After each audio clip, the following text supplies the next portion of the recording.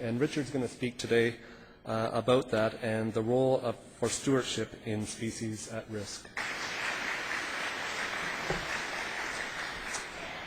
Thanks, Lynn, and thanks to Ernie and the other organizers, and in particular Lauren Fitch, who gave me some great encouragement to come here and speak today on stewardship for species at risk. My presentation is really a sort of a step-by-step guide as to how to integrate stewardship or how to integrate species at risk into your stewardship program. And if there are some stewardship groups who are interested in getting a text transcript of my presentation, just come up to me afterwards. In my first 20 years working as a wildlife biologist, I focused on research, species inventory, environmental assessment, and habitat protection. Then I spent 7 years on species at risk recovery planning and conservation programs. And through my whole career, I negotiated hard with government colleagues, industry, and landowners to protect wild things in natural areas. And people have noticed it is a little hard to find photographs of me out in the field. Most of my field work was before the advent of digital photography, but I was able to find some old line drawings of me working in the field. Somewhere along the way in my transition from being a passionate, dynamic young biologist to being an experienced and wiser veteran of government processes, I became aware of a simple fact. It was that the approval processes and planning systems I was providing species and habitat expertise to were not quite working as effectively as I had thought. They primarily served as cogs in the gears of society's economic growth machine, facilitating industrial expansion and the providing of job opportunities.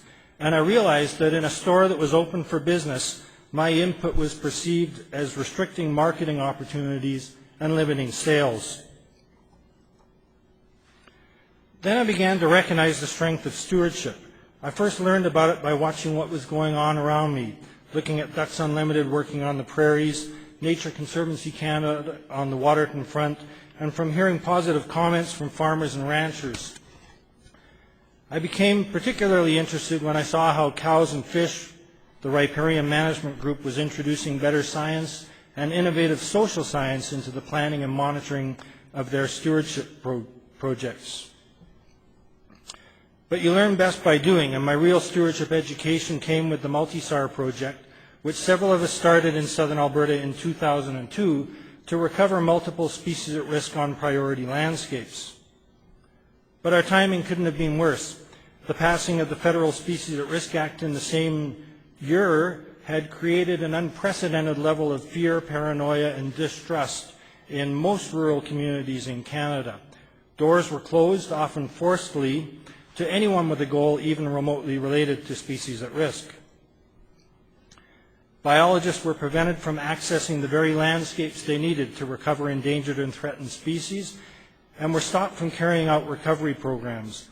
There was another unfortunate side effect, that of stewardship groups promising landowners that they wouldn't report any species at risk seen, a way to gain a passport to access, but at a cost to the natural resource.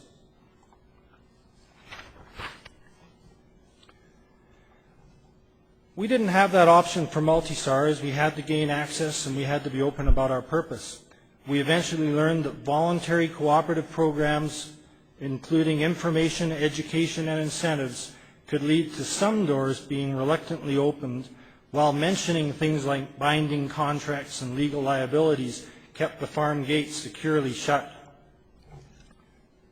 We based Multi-SAR upon the principles of voluntary participation, collaboration amongst government and non-government partners, and direct involvement of landowners in decision-making.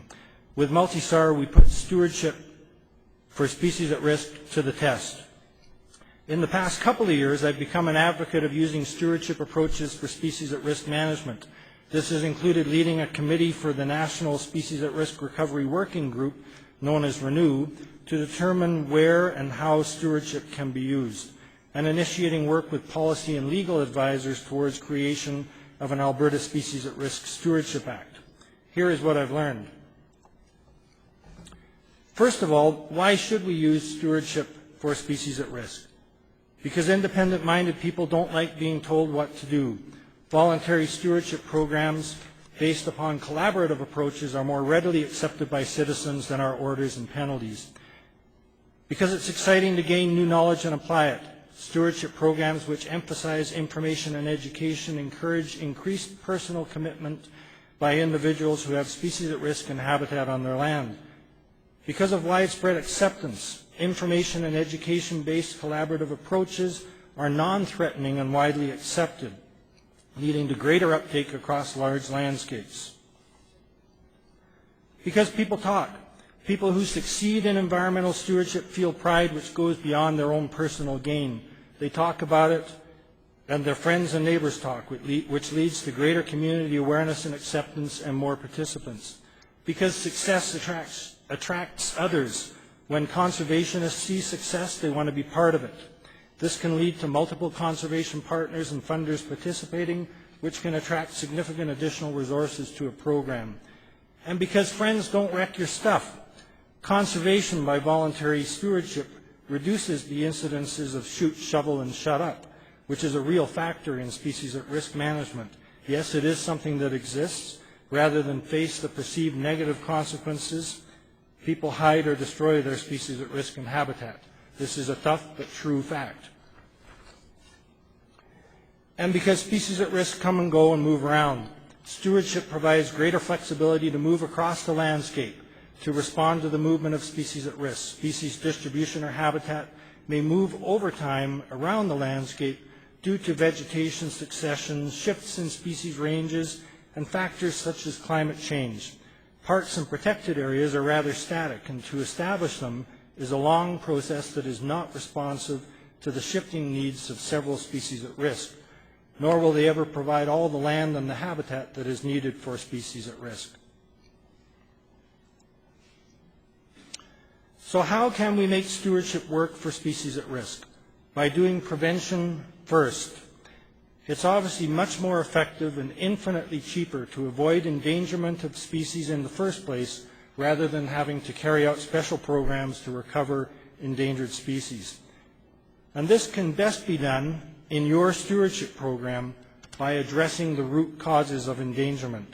Things like habitat loss, habitat degradation, habitat fragmentation, and the resulting isolation of populations that occurs from it, excessive use of biocides and poisons, disturbance of wildlife, introduction of invasive species, both animals and plants, spread of diseases, especially those diseases that are introduced to our areas, industrial development and the resulting industrial impacts, and for many species on some landscapes, multiple causes